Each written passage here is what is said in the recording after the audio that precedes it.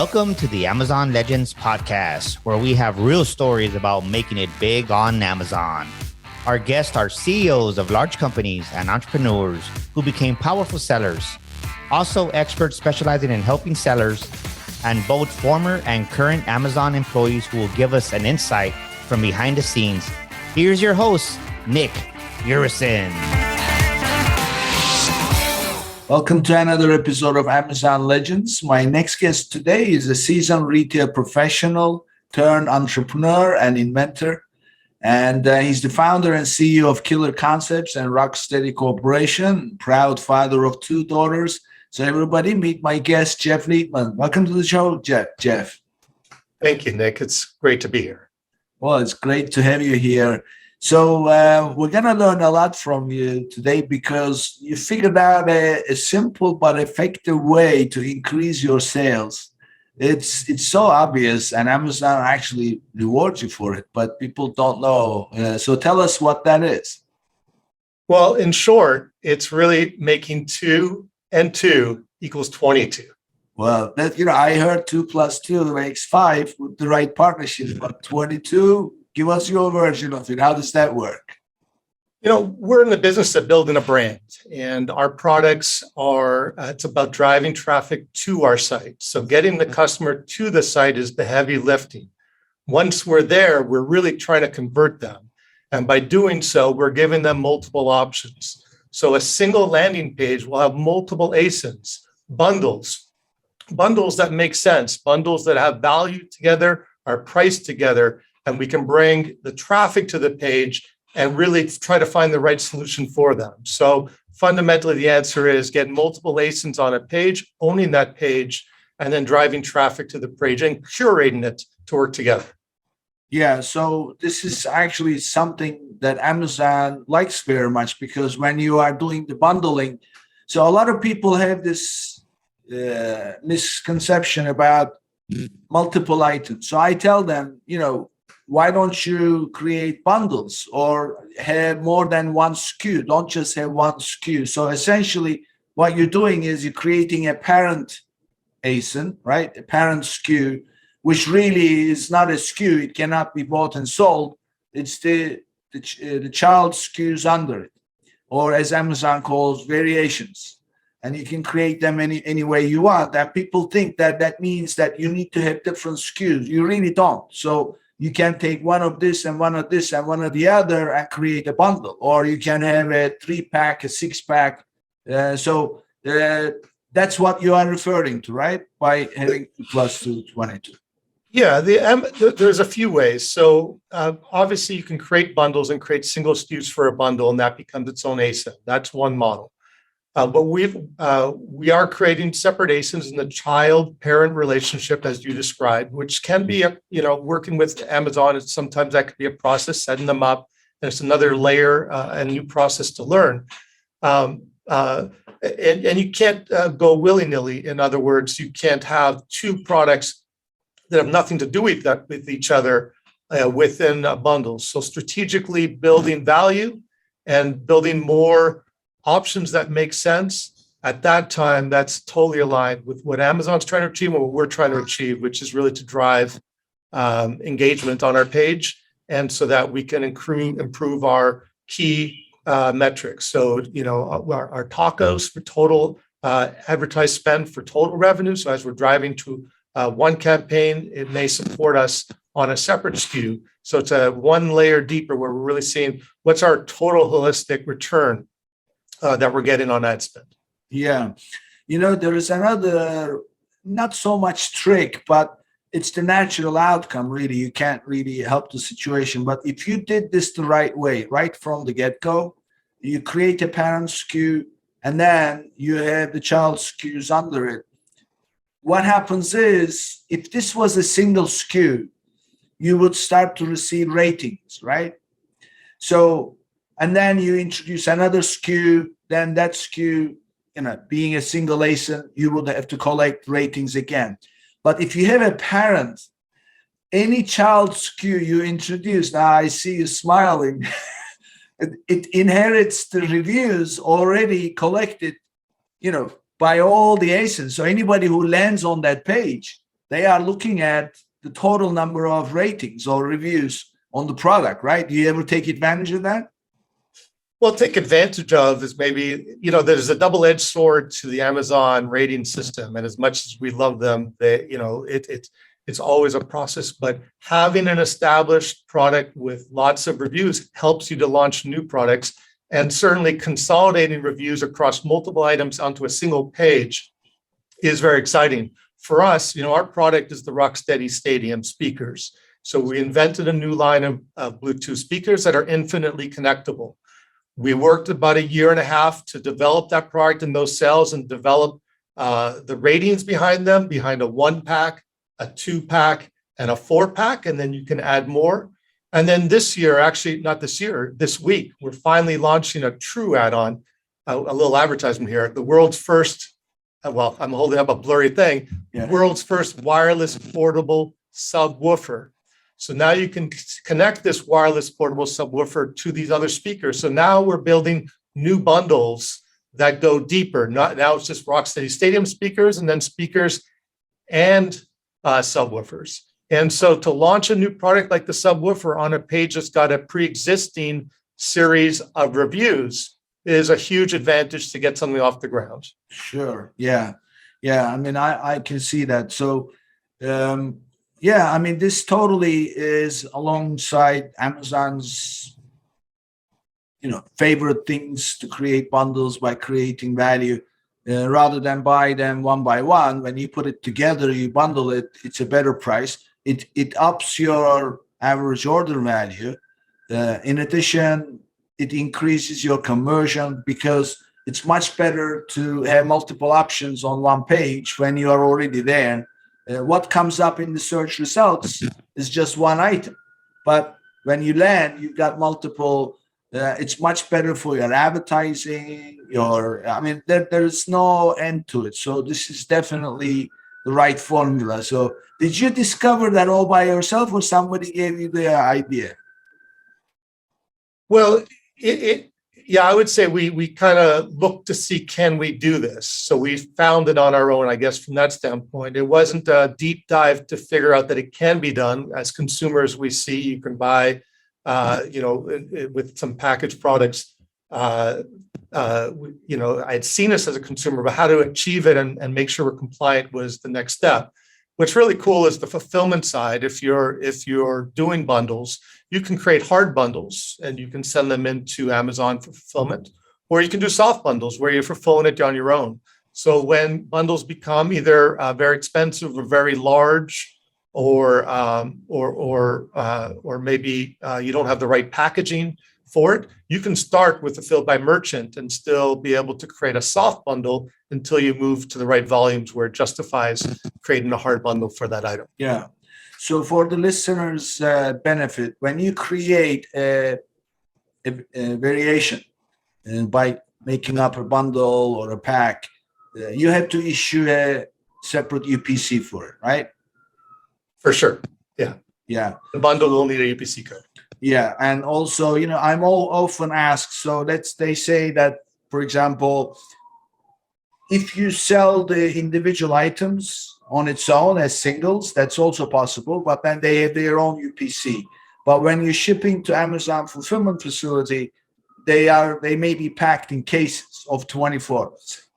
So they say, okay, what do we do? What do we put on the outside of the 24-piece case as UPC? Because we only send full cases. And then what do we put on the outside of the case of the 2-packs, for example? So I always tell them, same single UPC goes on the outside of the case of 24, and the unique UPC for the 2-pack goes on the outside of the case for the 2-packs, and then Amazon will break up the cases and fulfill orders individually, but you cannot ask Amazon to break up that 2-pack to fulfill the orders for the singles, right? So it can get complicated a little bit if you are just making this up, right? It can. So you'll want to create hard bundles if you're going to run them through Amazon Prime. I'm not certain that that's been our experience. Yeah. Yeah, I mean, I always tell people, first of all, just stay away from FBM, where you're doing your own fulfillment as much as possible. If you want to experiment with bundles, by all means, just, for a short period of time, just to get a sense of how many is selling, and then just create the pre-process all the bundles and send them to FBA. It's just not worth, one by one, take a hit on the ratings, the delivery, it's just too much hassle. Yeah, absolutely. Yeah, that's great. So let's talk a little bit about the success. So obviously you focused on how that page is performing. So what are you watching on that page in terms of measuring the success of your listing? So I'll get to your answer a little bit of circular way. We do have a partner for that. We didn't wake up understanding how Amazon worked, and we felt the more we can surround ourselves with smart people and people with experience, the better we can be. So I really have a retail background, brick and mortar, and as we were looking to launch our product, Rocksteady again, it was originally the viewpoint of how do we, of a retail brick and mortar launch. Then the pandemic hit, and we had to really transition the company and figure out how do we become an Amazon specialist and really a direct-to-consumer specialist. How do we attract customers one at a time instead of retailers? And we struggled at first. We were obviously we started off looking at ROAS. We started looking at which keywords were working. We were playing with different budgets. We didn't have the experience to understand the speed at which we should expect to see change. So it's hard to tell whether something's working or not unless you've got that knowledge and experience. So I don't know if I should, we hired a company called Seller Labs. We found that they've got some really strong tools. And then if you want their help to help manage and create the campaigns, they do that too. And so while they're reporting back to me a lot of ROAS and the typical key analytics that you'll find applied to them, the one that we've really looked at, as I mentioned earlier, was tacos. So that takes into consideration all of our marketing, whether we're doing it on Amazon or off Amazon, but we're really seen as a channel, just like we would handle it if it was brick and mortar as a customer. Can we get, what is the return on, there might be untracked sales or customers coming from other directions where those ads either landed or didn't, but the total investment still makes sense. And so we're really managing more to a total returns. Yeah. So the metric that I heard you mention is tacos, like the total advertising. So that means that you spend $100 in advertising and you generated $300 in advertised clicks, paid clicks, but altogether $1,000 with the organic traffic. Exactly.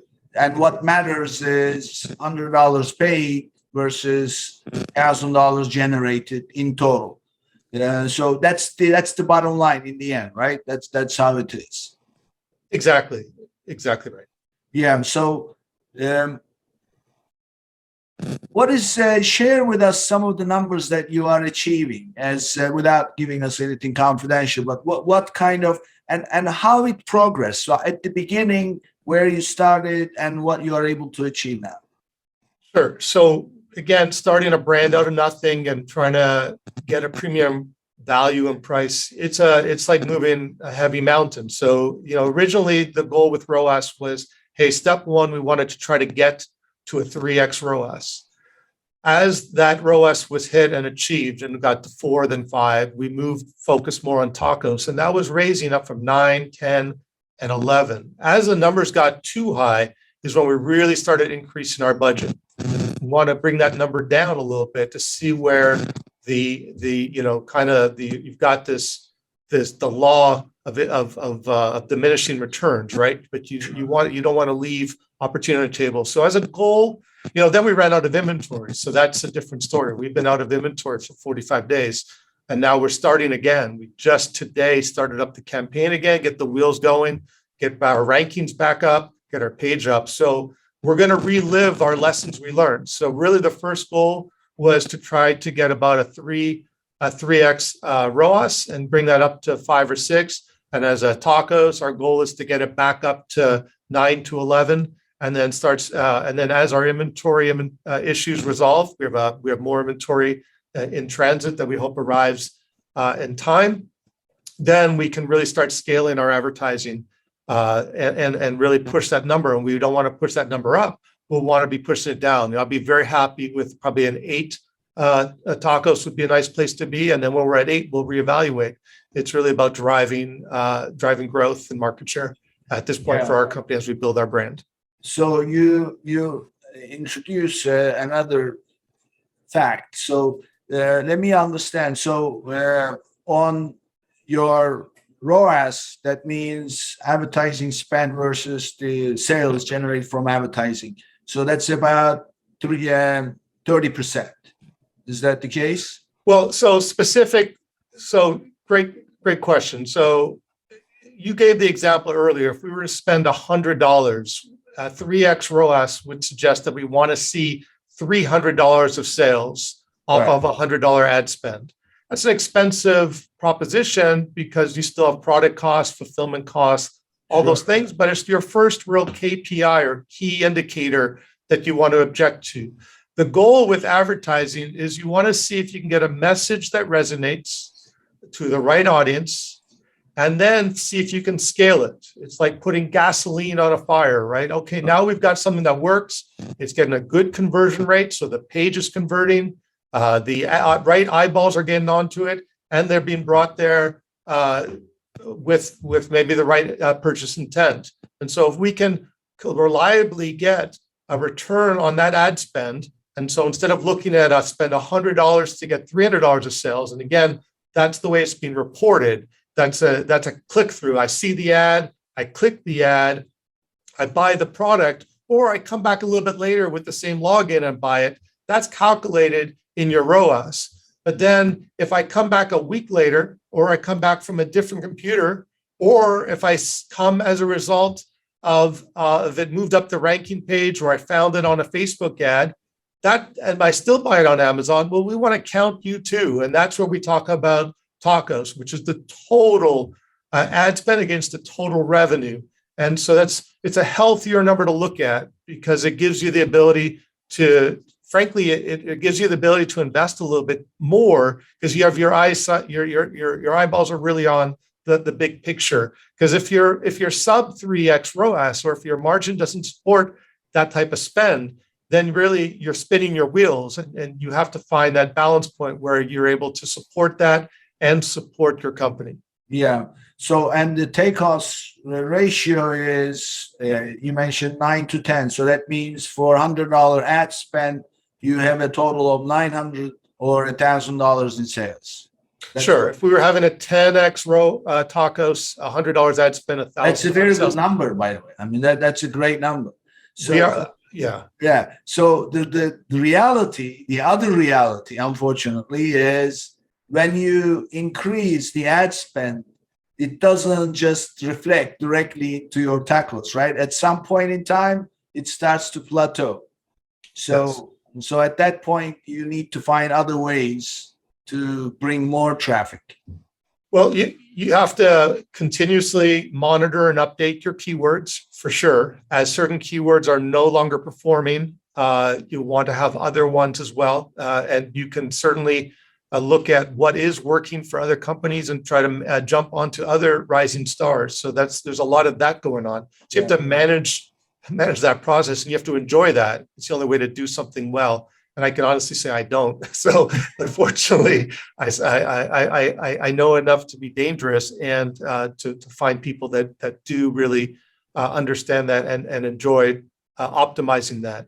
But ultimately, you got to stay fresh, you got to stay innovative, and you have to make a good product. And that's not always easy.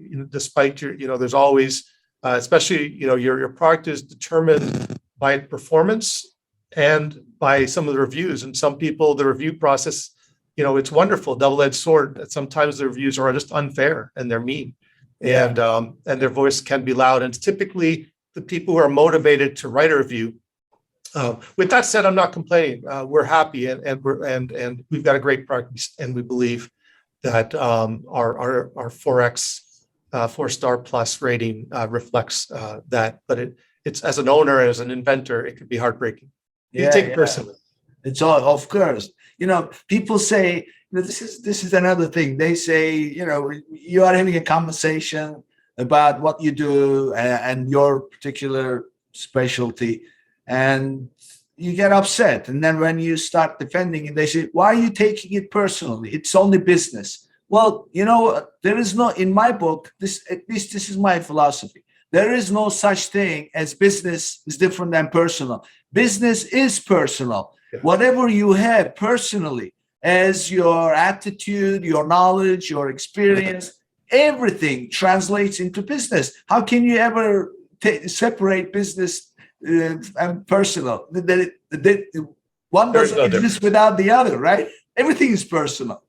And more so today, and we're such a connected world, there's not a moment of the day that I don't have access to my email, to feedback, to everything. Yeah. And so, if anybody says, if you're doing business with anybody and they say, hey, bud, it's not personal, it's business, my advice to you is to run. It's exactly. Not, yeah. I heard a great quote a long time ago. How do you identify a criticism from a criticism that is designed to insult?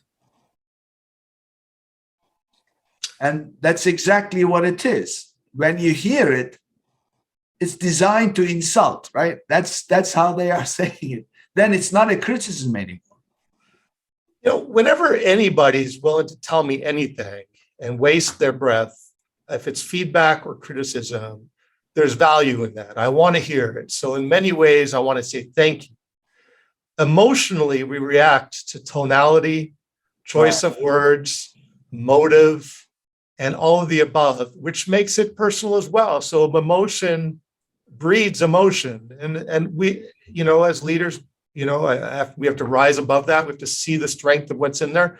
We hope that some people recognize, the impact, especially in a public environment where they're all of a sudden now, feel that they have to have a conversation. The impact of people's words, one word is just as loud as another, and one voice. So, but ultimately I say thank you anytime someone willing to tell me what I'm doing wrong, allow me to get on the right course, and thank you. Yeah.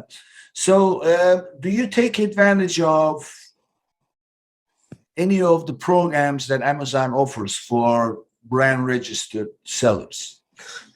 We have, and we do, and we're grateful to it. Like all Amazon programs, and I'm not complaining. Amazon is a big company, and there's so many. Everything's an exception, so I get it. We started our company. We launched this product under the brand registry program, and then we split our company into two. We moved Rocksteady into its own corporation and therefore its own seller account. And so we registered Rocksteady with the new company.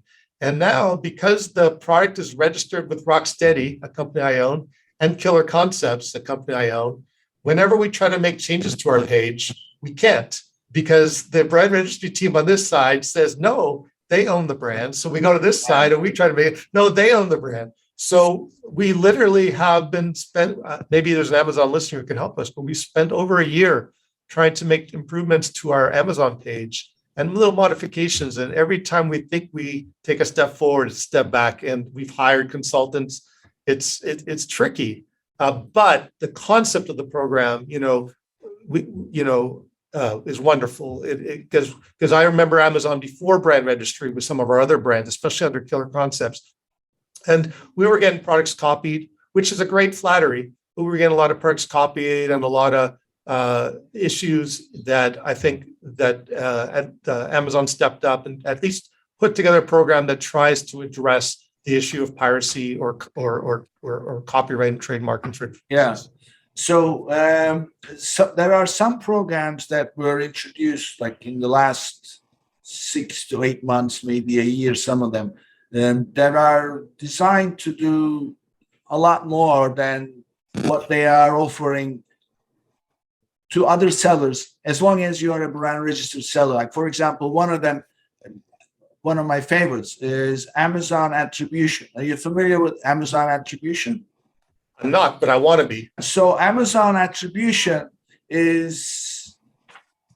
designed to identify where your external traffic is coming from, because you may put ads on Facebook, you may advertise on, any other website, Google, you name it. So this is external traffic. So as an advertiser, you want to know if you brought 1,000 clicks, 300 of them came from your Amazon sponsored ads, 500 of them from organic searches. You want to know the other 200, where that came from, and then how that breaks down. So this was not possible until Amazon attribution was introduced.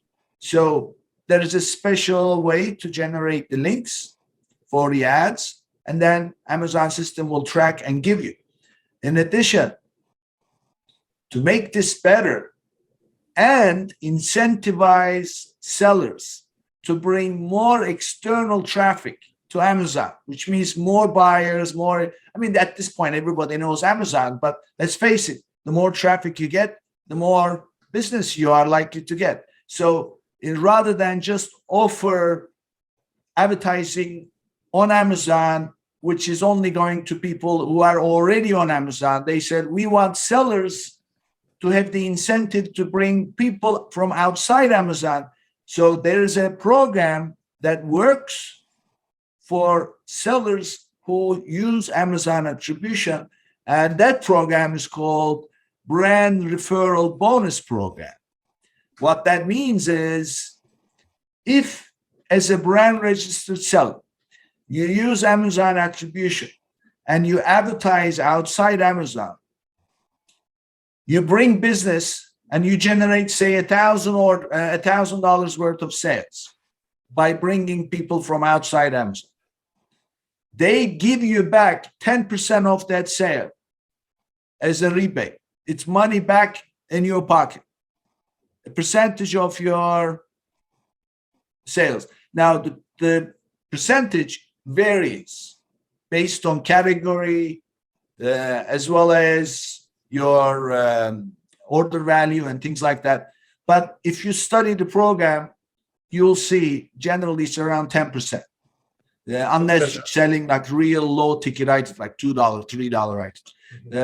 And of course, those are not worth selling, $2, $3 items. So it's called Brand Referral Bonus Program, and that's a great program. Another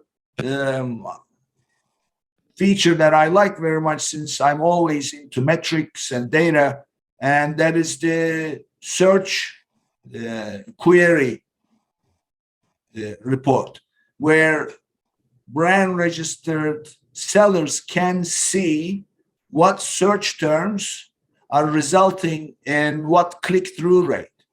So that's a huge deal, because now you know what is getting you the good results in searches. So you can focus on those search terms. And if it's not part of your keyword strategy, you include it in your strategy. If it is, then you know that these are coming through organically anyway, and then maybe beef it up with, sponsored. So, and I mean, what I'm mentioning to you is that these are just my favorite ones. Yeah. But there are others. I actually had a previous guest who was a former Amazonian. She shared with me some crazy tips, and that episode will come out a few months from now. And so it's unbelievable. Like, there is a feed, a brand feed that you can create posts. They get circulated. And Amazon Live is another one to demonstrate your product. I mean, so that they are really getting behind brands to be able to promote. So you really need to stay on top of what's available and how you can incorporate. Yeah, absolutely. Sounds great. Thank you. Yeah, I can go on forever. So let's talk a little bit about your decision-making process. So you said that earlier, also you have on sell through your website, right? Yeah, so we just launched our new website also today. So we have a Shopify-based website. I think our latest iterations, our best one yet. I've built so many websites, and I hate them always within a minute of them launching. This one, hopefully, we learned a few lessons. But we're starting to dip our toes in non-Amazon advertising now. With the intent to drive our own traffic on our own site, and also happily drive traffic to Amazon. So I'm definitely going to look into that brand referral program. That sounds fantastic. Oh yeah. But this is a whole new.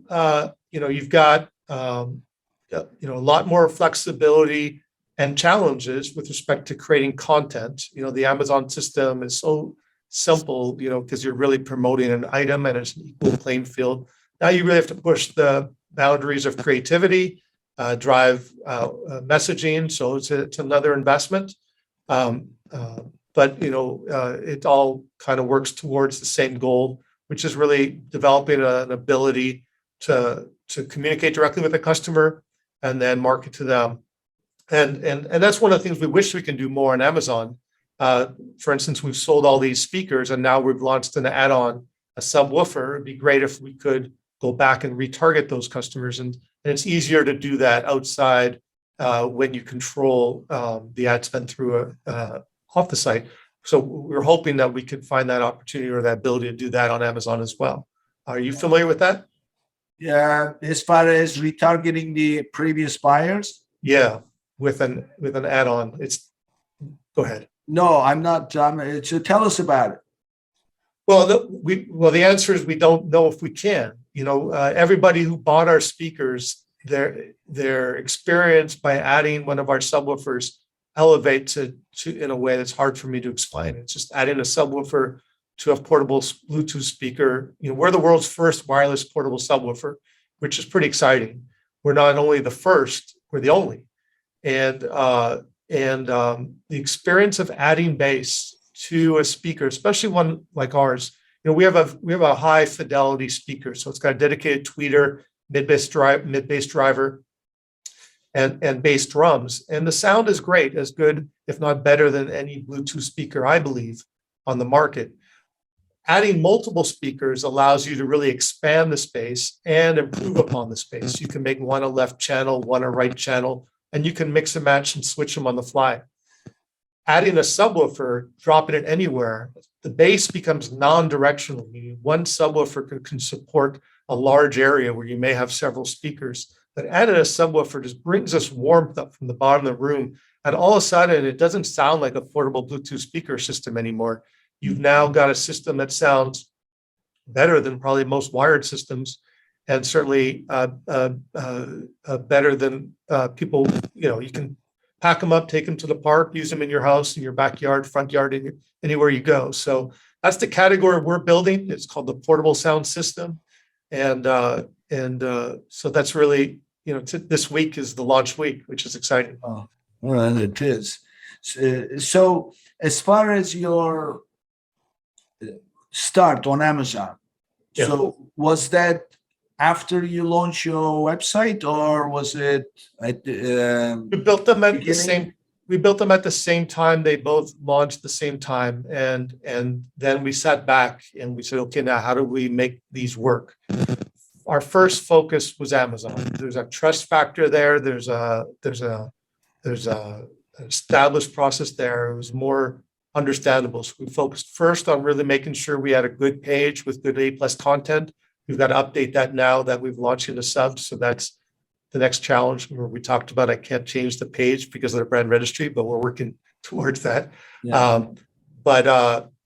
And then we started to dabble on our own, buying keywords, trying the different type of ads until we found what worked.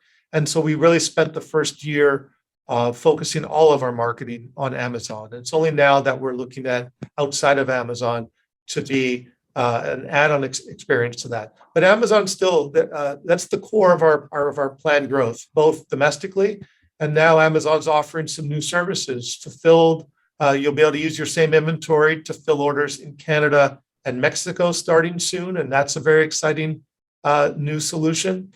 As we look to expand into Europe, it's very the path to launch on Amazon Europe and Amazon Australia is so much simpler to follow Amazon, and believing in their ability to grow in those markets. I think we all feel strongly that they've got the knowledge, willpower, and capital to do that. So we think, partnering with Amazon's really strategic for us for short term, medium term, and long term, but certainly broadening our customer outside of Amazon has to be a focus as well.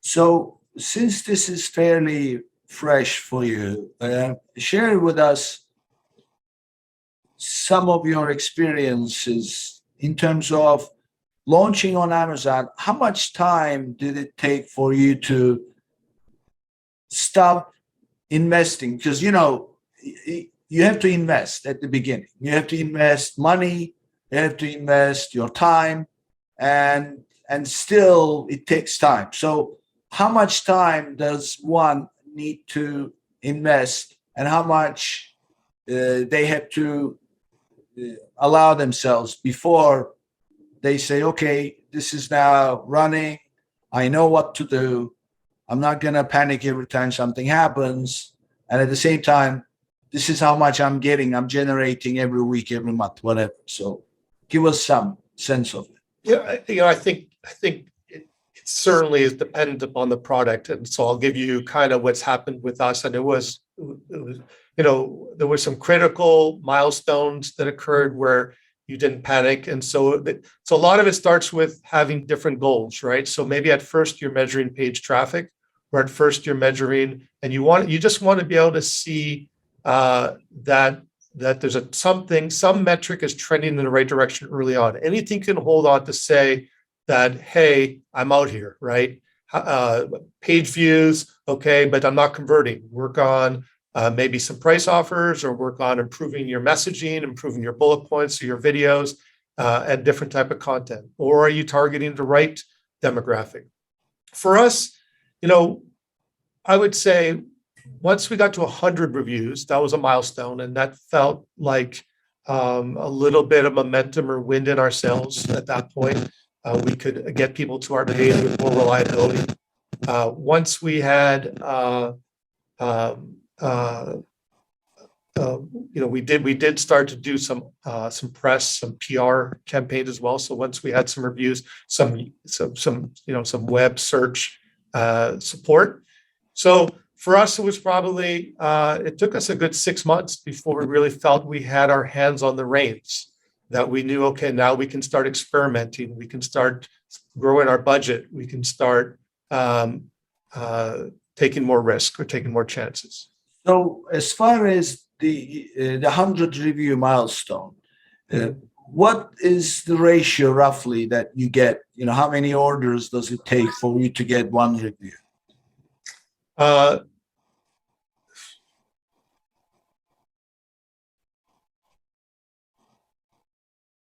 It's a tough number to nail down, and it changes. It varies for people. Yeah, it's not as high as we'd like it to be. I'd say it's in the single digits, under 10%, probably closer to 5%. And you don't know when they're coming, and you certainly would love to be able to respond to some of them, and that's been taken away. And I understand some of the reasoning behind that, but hopefully that whole process will continue to evolve.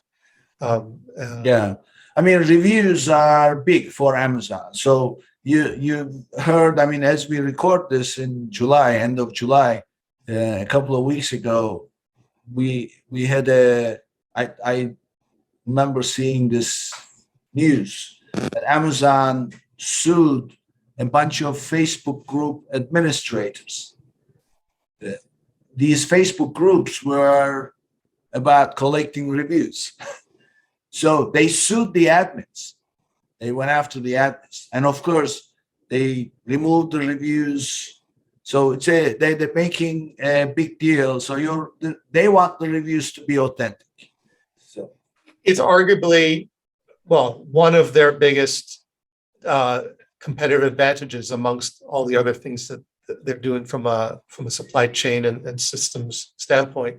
And we've been marketed to by a lot of people who offer to help with those type of things. And we've stayed away from that, mostly for a lot of reasons. But one of the reasons also is you just know eventually you'll get caught. And then, what do you do with your business? It's better to do it the hard way. The hard way often pays off. And that'd be my recommendation is there's very few shortcuts. Yeah. So you talked about some of the metrics. So share with us some metrics that you monitor as far as the performance of the listing. When we look at page traffic, that's one of the top ones. Are we getting eyeballs on there? We measure that. And as we're getting those eyeballs, we then measure conversion rates. So of those eyeballs, who's converting? And that tells us whether our message is right to the right demographic or if our message is right at all. After that, how do you track that? Because that's something that is only available through their business reports. You have to download and you have to, plus you need to look at it in perspective, right? You can't just look at it once and then that's it. You have to be comparing. So share with us some of the best practices you have. Well, so that's where third-party tools come in. And I mentioned earlier, I'm not trying to be an advertiser for them, but Seller Labs offer some good analytic tools that allow you to help yourself, and you can create some custom tools in there as well. And then you can go further, which we've done, which is also get their help to optimize our ads. And that could be on a short-term or longer-term basis. So I don't really have a great answer for you in terms of what those analytics are. These are more the questions I ask when we do our bi-weekly calls, and then I get some email reporting. And as I look at those reports, those are the key things I'm looking at. Is I'm looking for trends in the right direction. Are we getting eyeballs? Are we converting those eyeballs? And our sales increasing? And then what's our spend against our sales? And so more as an executive level, that's what I'm looking at. But the people who are on it from a moment-to-moment standpoint, they're probably looking at the responsiveness of each individual keyword and also the relative cost of that keyword to its effectiveness. And what is a good conversion rate that you look for on the product page? That's a great question. We like to see it in the 15 to 20% range, but it also depends how you measure it. There's some lack of tracking that takes place. So we get there through a few assumptions. But that's what we'd like to see. That's what we're working towards. And since we've been out of stock these last 45 days, we're really restarting everything from zero. So our goal right now is just to see transactions and then build up our reviews again. We feel our subwoofer is a game changer. And so it should elicit some strong reviews as well. It's so dynamically different than what's on the market. Yeah. I mean, the reason I ask you about conversion is I have this philosophy that there are two magic bullets to be successful on Amazon. One is always work on increasing the click-through rate, your CTR, on the keywords. Of course, in order to do that, you need to know what your CTRs are for what keywords. So first, create awareness around it, and then steadily and deliberately work on increasing the CTR. It's very simple. CTR means that somebody does a search, your listing comes up, and 100 people click on it. How do you make that 100? 200, 150. That's what increasing CTR looks like. So then it rolls into the second magic bullet, which is to increase the conversion rate. So out of the 200, what used to be 100, now 200, if you are getting 15% and you make that 20%, then obviously, so out of 200, 15% is 30 orders, right? Sure. You make it 20%, that's 40 orders. Yeah. So it just goes exponentially from that point. So those are the things. And of course, the next thing is you need to be on top of it all the time, not through a bunch of calculations, because by the time you run the calculations, it's already outdated. So, and you need to be looking at it in perspective. So historically, so in other words, don't just look at it today. Look at it today, last week, last month, last year, this time. So look at it in conjunction with the events, because you may have just started an advertising campaign, and then of course that's gonna make an effect. So all those things. So, and of course this becomes a very complex operation, and I'm not aware of anything that reports everything together in a way that I would like to see myself. So, but these are the things. So if you get those two magic bullets, constantly traveling faster and more accurately, you're going to get much, much better results. So I want to ask you also, my next is my favorite question. Describe a team that makes you successful on Amazon in terms of roles and responsibilities. What, as a seller, what should you recognize and say, okay, somebody has to be doing this? Describe to us what a team looks like, and what are good roles to outsource? Great question. Yeah, there's a lot involved in managing Amazon. So first you've got obviously logistics. Even if you're using FBA, you've got to keep the right level of inventory there. You've got to keep your supply chain set, and you have to be compliant to make sure it's going through their warehouses quickly. While you're doing that, you should be monitoring how quickly they're able to receive, check seasonality, so you can really plan, make sure you don't have your out of stocks. Then you've got kind of the more strategic side. So I would say more the product and marketing side. You know, when is Prime Day? Have that on your calendar. When do I have to plan for that? What is my marketing plan throughout the year? Not just in terms of ad spend, but also pricing and promotions. So on a marketing side, you want to have kind of a brand manager that is going to be responsible for that. That person will be massaging the product page, improving the messaging, and updating images, and just working on creating more short videos that you can use in advertising, and paying attention to all the different opportunities Amazon emails you about for running this event or that event. You've got to be able to respond and react to those.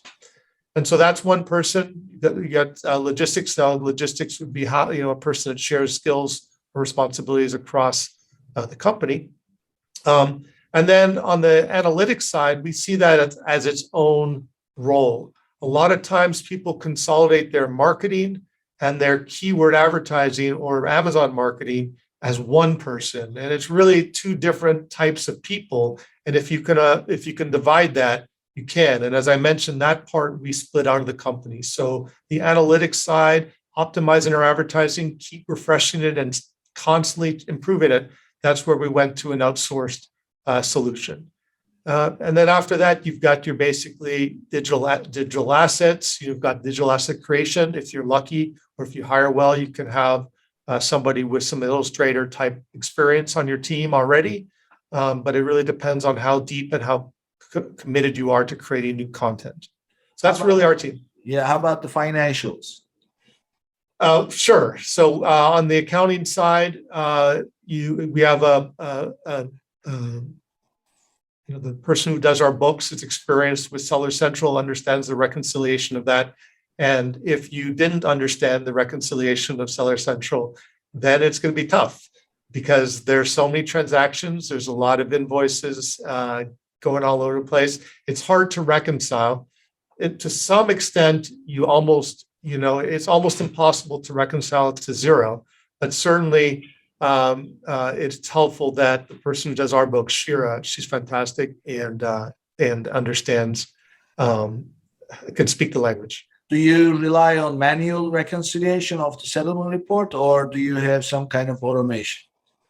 It's semi-manual. We create a download file, and then we run it through kind of a filter that we created through Excel. So it matches up transactions. Write this down. Check out a website called A2X, A for Apple, number 2, X, A2Xaccounting.com. This is the gold standard in my book of handling Amazon settlement reports. So basically, if you are using one of the accounting systems that they are integrated with, it's one click. One click, it will fetch your settlement report automatically. With one click, you can review it. There is a setup process, which is easy enough, that will map every single Amazon line item to your GL codes. And if anything new comes up, as you know, something new always comes up in those line items, it will leave that blank and will ask you, pick the one. But with one click, you review it. With another click, invoice goes straight to your account.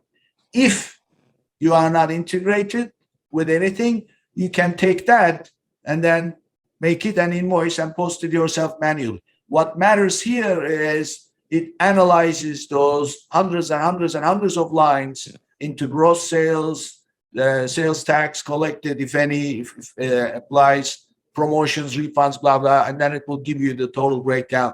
It is going to take out, first of all, it's a very unattractive job. I don't care how good somebody is at doing this, they don't like doing it. Because it's every time there's something new, so you have to map it and tweak your Excel.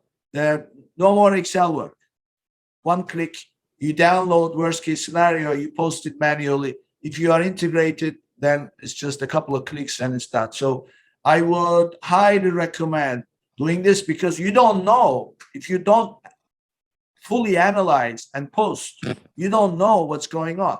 And by the way, the fact that they also hold on to some of your funds sometimes, it creates a balance sheet movements, and it's all included. It will give it all to you. I highly recommend anybody. And A2X, in fact, happens to be a partner of my company. So we work with them. Always recommend. And the cost is negligible also. They have obviously a monthly subscription. But I just recommend it because I feel for the people doing the work. Yeah, no, it's so easy to just say, I'll just accept their numbers and not know how to do it. People don't book their, that's how we were early on. It's like, you just booked, money came in. Okay, just apply it against something. It took us a while before we were able to get past that step. Listen, there is something else.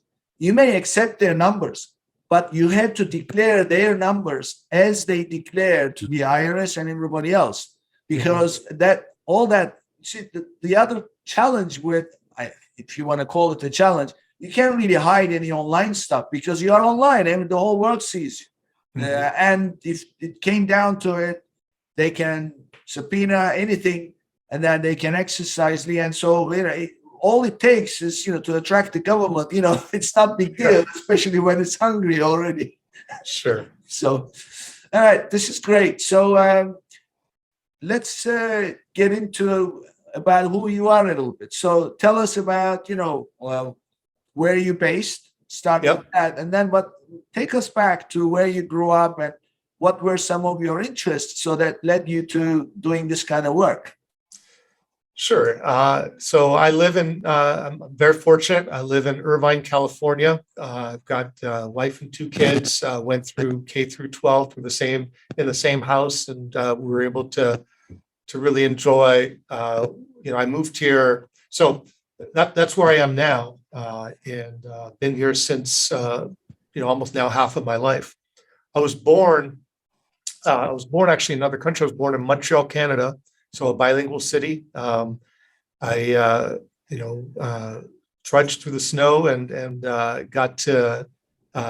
went through college, a degree in economics, and right out of school, got my first job working for a retailer, their company called Future Shop, which is now called Best Buy, which I'm sure you're familiar with. So it was an early version.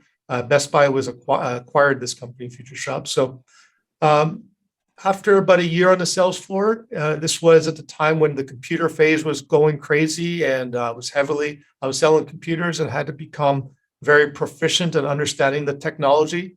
I have a very curious mind, so it was a good time for me to discover to enter that space. I've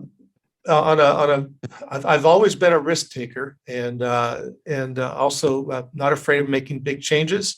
So it was a Saturday morning. I was going to work. Oops, light went out again. Saturday morning, and I was going to work actually with uncertain.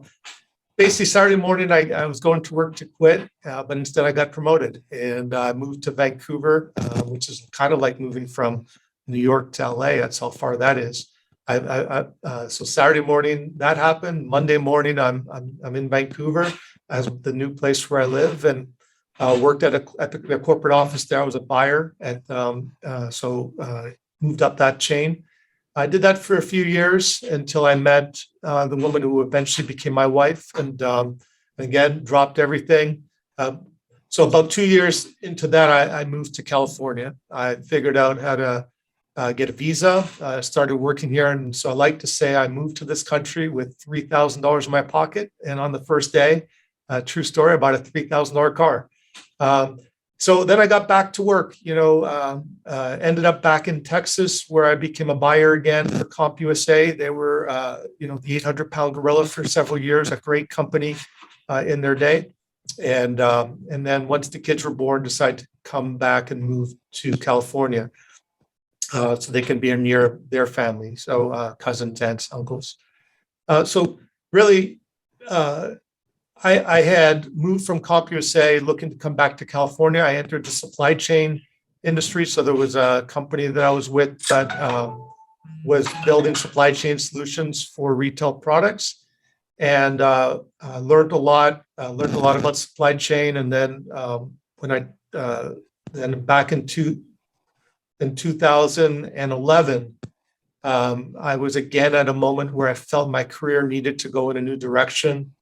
I looked left, I looked right, and I said, no, I'm going to move forward. And I started my first company, Killer Concepts. It was an incredibly interesting and exciting process and story, and I think it would make a great movie someday. We struggled to find a foothold. How do we separate ourselves in the market? And then we invented a few products that caught on, and we saw just huge hockey stick growth. We expanded, had lots of employees, multiple offices, and we're selling in several countries. It was an exciting time. And then the pandemic hit. It was catastrophic for my business. I was very vulnerable at that time. We had been investing for several years on Rocksteady, and also we had a lot of inventory that we thought was sold to brick and mortar retail. Those orders got canceled when the pandemic hit. It was quite devastating. We all of a sudden had to make a decision, and none of them were good. So we shut down that warehouse, said goodbye to a lot of inventory, refocused the company to be an online type company, and split the company into two, like I said. So now we're more focused on direct to customer. And so different subset of people, different type of environment, but very excited about our future. But it's a challenge. It's exciting, but it has been a challenge. It always is. So I'm curious about something that you mentioned. So I've always been a risk taker, you said. So where do you think that comes from?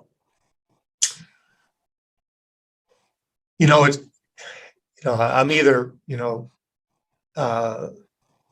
I'm a risk taker on certain things. Put me at a Vegas table. I like to play some poker. I'm not going to sit down at the high rollers table. I'm not that type of risk taker. I think it's really excitement. I get excited about things that excite me. It really builds my energy. And when I see a path, if I see a vision, if I see a plan and a path forward to get there, I become impatient. I want to get there. And the biggest way to do that is you just got to go. You got to take chance. You got to believe in the vision, and you got to pursue it. And so when I feel I've struggled, I've succeeded enough to know when it's real, and I've failed a few times and survived them to know when my excitement got ahead of me. And then you get to be a certain point where you start to ask the right questions and qualify them some more. But I'm still of the belief you build the right solution, you know, you got the right plan, and then you just want to go. You want to go, go, go, go, go, go. And that's when it's time to take risk again. That's when it's time to move your chips to the middle of the table. And there's not so many times in your life that you have those opportunities. I like to seize them. And I do get excited about that, and especially when you feel that you have a good understanding of what the outcome is going to look like, and that's exciting. So this vision that you develop and wanting to go after it, so that takes, I mean, that's the risk, right? Because it's a complete unknown. So what is it that, because for a lot of people, it could be scary and says, no, don't go anywhere near. So what is the reason that's motivating you to go after it? Let me break. These are very hard to really put your finger up because it comes naturally to you, right? So you just do it. No, I would say, look, a wise person told me, and I don't know if it was his quote or not, but everything that's difficult was once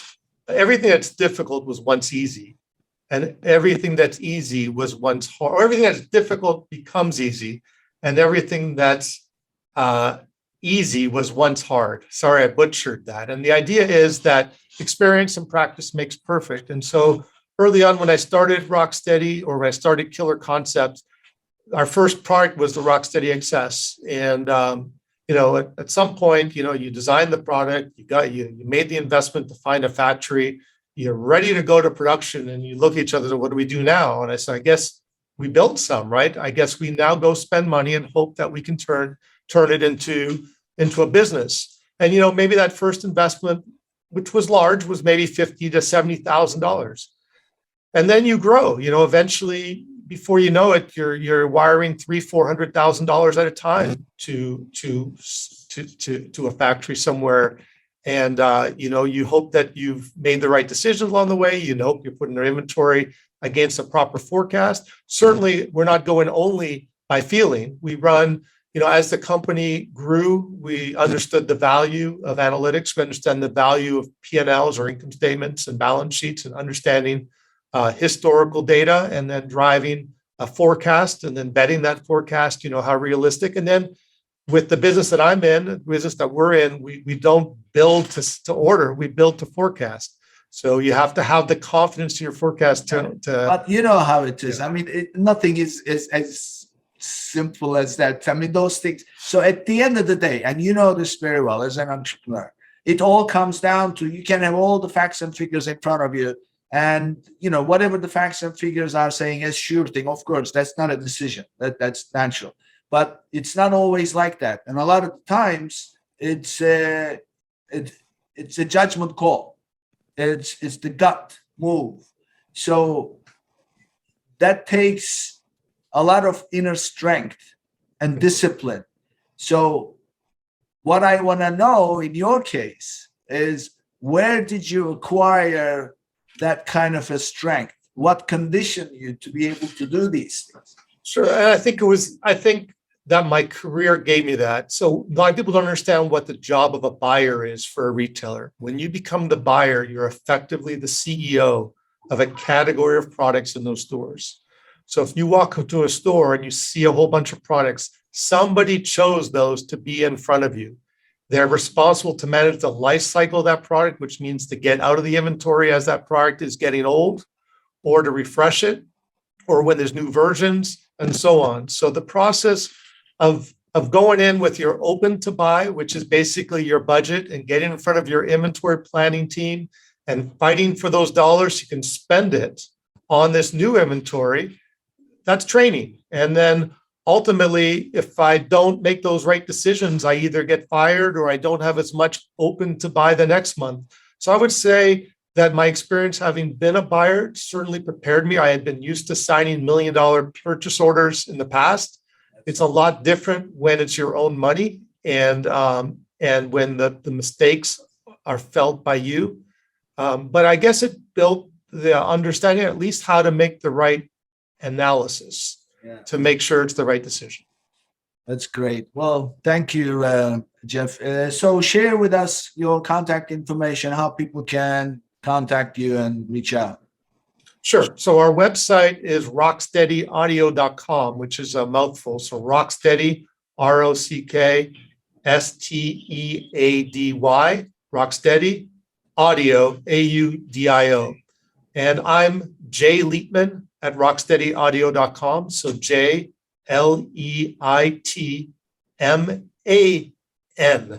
at rocksteadyaudio.com. But there's many ways to reach us. You can contact us also through support. And we love to hear from everyone. Yeah, we'll put your contact information on our website, which will get pushed out with the episode, but it's always good to have. So thank you, Jeff. This was great. I enjoyed the conversation, and I'm sure everybody else did too. I hope so. I enjoyed it too, Nick. Thank you so much. Thank you. And that brings us to the end of another episode, and I'll see you on the next one.